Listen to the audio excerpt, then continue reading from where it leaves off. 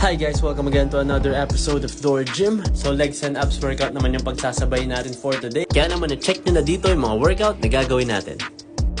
Ayan na nga, ang first workout na ginawa natin is nag-squats tayo. So ngayon nga, sinubukan na rin natin magdagdag ng weights dito sa barbell natin. Dahil yun nga yung key para mapalaki at mapalakas yung muscle natin. Unti-unti nating dagdagan yung binubuhat natin.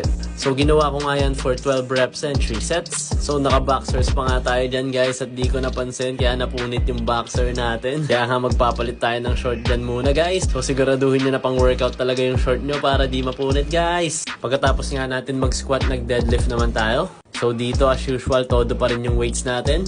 At ginawa nga natin yan for 12 reps and 3 sets. So isa nga tong deadlift sa pang pinaka gusto kong workout pero isa din siya sa pinaka mahirap gawin. So hanggang ngayon nga pinaperfect pa rin natin yung form nyan guys. Next workout naman is magka-calves raise naman tayo. So ginawa nga natin yan for 16 reps and 3 sets. Syempre para mas mabilis natin mapalaki din yung calves natin. Then after nga ng calves raise, nag-abs na tayo dyan guys. So first workout nga natin is nag-cable crunches tayo. At ginawa natin yan for 16 reps and 3 sets. So hindi na kasi ako ganong nagka-crunches talaga pagdating sa lapag para makaiwas tayo sa lower back injury or para hindi sumakit yung lower back natin. Kaya mas nagustuhan kung ito na lang rin yung gawin ko palagi. Next workout naman natin is nag-Russian twist naman tayo. So ginawa naman natin yan for 20 reps and 3 sets. So yung bilang na ginagawa ko nga dyan is every time na pupunta siya sa left side.